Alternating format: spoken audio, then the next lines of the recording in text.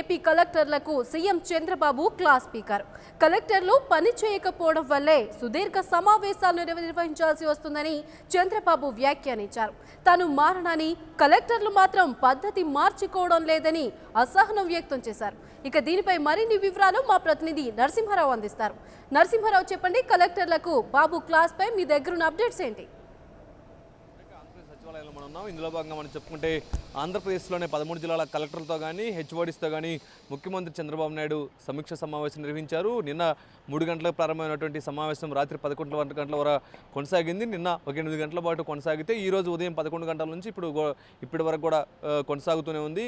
ఇక ప్రధానంగా మనం చెప్పుకుంటే కూడా ఈరోజు రాష్ట్రంలో ఉన్నటువంటి ఏదైతే ఉన్నాయో జరుగుతున్నటువంటి సంక్షేమ పథకాల విషయంలో కలెక్టర్లు కానీ అధికారులు కానీ స్పీడ్గా ఉండాలని చెప్పేసి కూడా ఆయన ఆదేశాలు జారీ చేస్తారు. అంతేకాకుండా కూడా కలెక్టర్లు ఎవరో కూడా చెప్పిన పని చేయడం లేదు, అధికారులు ఎవరు కూడా నిర్లక్ష్యం వహిస్తున్నారని చెప్పేసి సీఎం అసహనం వ్యక్తం చేసినట్టు తెలుస్తుంది. అంతేకాకుండా కూడా ఏదైతే ఉందో రైతుల రుణమాఫీ కానీ సంక్షేమ పథకాలు కానీ అసలు మన సంక్షేమ పథకాలు ఎంత ఖర్చు చేస్తున్నాము, ఎవరెవరికి ఎంత రుణమాఫీ ఇచ్చాయి, ఇవన్నీ కూడా ఊర్లో గ్రామ పంచాయతీ కార్యాలయం ఉంటాయి ఆ బోర్డులపైన రాయాలని చెప్పి కూడా సీఎం ఆదేశాలు జారీ చేసినట్టు తెలుస్తుంది. రాష్ట్రం విడిపోయి లోటు బడ్జెట్లో ఉన్నా కూడా సంక్షేమ పథకాల విషయంలో కానీ రుణమాఫీ విషయంలో కానీ కొన్ని పథకాలు ఏవైతే ప్రభుత్వం ప్రతిష్టాత్మకంగా చేపడుతుందో ఆ కార్యక్రమాలకు ఎంత బడ్జెట్ ఖర్చు పెడుతున్నామో వీటన్నిటిని కూడా ఊర్లోనే పంచాయతీ కార్యాలయంలో ఒక బోర్డు పైన ఏ విలేజ్కి ఎంత ఖర్చు చేస్తున్నాము, ఏ పథకాలు ఇస్తున్నాము లాంటి అంశాలపై కూడా ఆ బోర్డులో రాయాలని చెప్పేసి కూడా సీఎం ఆదేశాలు జారీ చేసినట్టు తెలుస్తుంది. అంతేకాకుండా ఇక గ్రామ కొడాలి చౌరస్తాలో ఉన్నటువంటి వాల్పై కూడా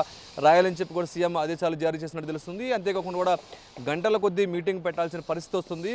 తను చెప్పినట్టు చేయటం లేదు, ప్రతిష్టాత్మకంగా సంక్షేమ పథకాలను కానీ లేకపోతే ఏదో పరిపాలన పారదర్శకం కానీ వీటన్నిటి చేయడంలో అధికారులు విఫలమయ్యారని చెప్పి కూడా సీఎం అసంతృప్తి వ్యక్తం చేసినట్టు తెలుస్తుంది.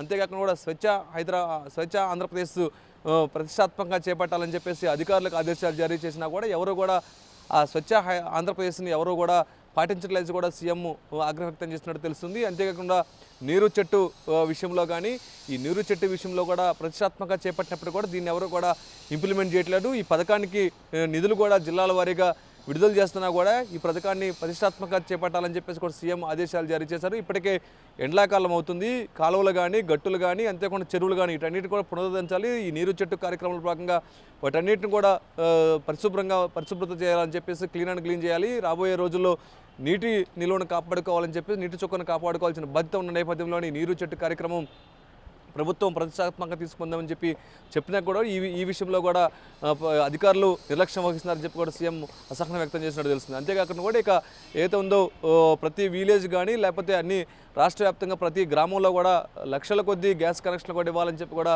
సీఎం ఆదేశాలు జారీ చేసినట్టు తెలుస్తుంది.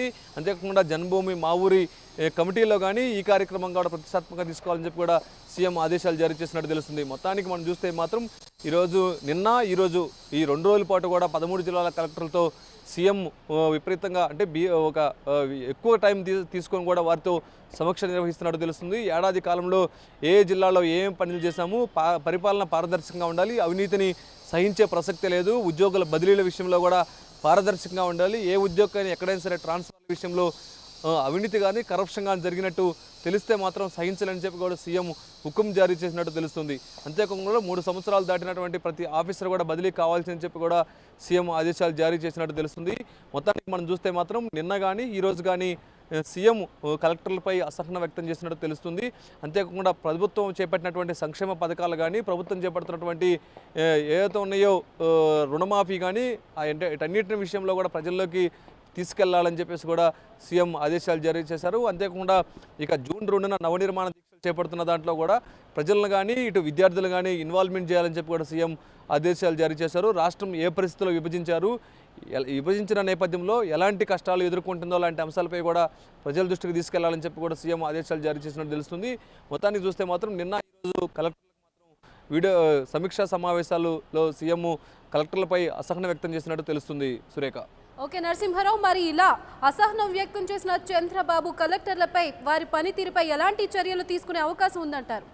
అయితే ఇకపై ఇలాంటి ఘటనలో పునరావృతం కాకుండా సీరియస్నెస్గా పనిచేయాలని చెప్పేసి అంతేకాకుండా స్మార్ట్ విలేజ్లు కానీ నీరు చెట్టు కానీ ఏదైతుందో ప్రభుత్వం ప్రతిష్టాత్మకంగా చేపట్టినటువంటి ఈ కార్యక్రమాల పథకాలన్నిటి కూడా ఇంప్లిమెంట్ చేయాలని చెప్పి సీఎం ఆదేశాలు జారీ చేశారు. అంతేకాకుండా కూడా ఇప్పటికే ఇన్ఛార్జ్ మినిస్టర్లని నియమించిన నేపథ్యంలో ఇన్ఛార్జ్ మినిస్టర్లతో కలెక్టర్లు కోఆర్డినేషన్ చేసుకోవాలి, ఇటు జిల్లా మంత్రులతో కూడా సమన్వయం చేసుకొని ఈ పథకాలన్నింటినీ కూడా ఇంప్లిమెంట్ చేయాలని చెప్పి సీఎం ఆదేశాలు జారీ చేశారు. ఇక ఏడాది పాలన సందర్భంగా 13 జిల్లాలకు సంబంధించిన కలెక్టర్లు కూడా నివేదికల్ని సీఎంకు సమర్పించారు. అయితే ప్రధానంగా కూడా మనం చెప్పుకుంటే సామాన్య మానవుడు కానీ ప్రజలు ఎవరు కూడా ఇబ్బందులు లేకుండా పాలన ఉండాలని చెప్పి కూడా సీఎం ఆదేశాలు జారీ చేసినట్టు తెలుస్తుంది. లోటుపడిచి ఉన్నప్పుడు కూడా తాము ఎలాంటి పథకాలు ఇంప్లిమెంట్ చేశాము, ఏ పథకాలు ఇంప్లిమెంట్ చేశామని కూడా ప్రజల్లోకి ఫిక్స్ స్టేజ్కి తీసుకెళ్లాలని చెప్పి కూడా ఆదేశాలు జారీ చేసినట్టు తెలుస్తుంది. Surekha. Right, thank you Narasimha Rao.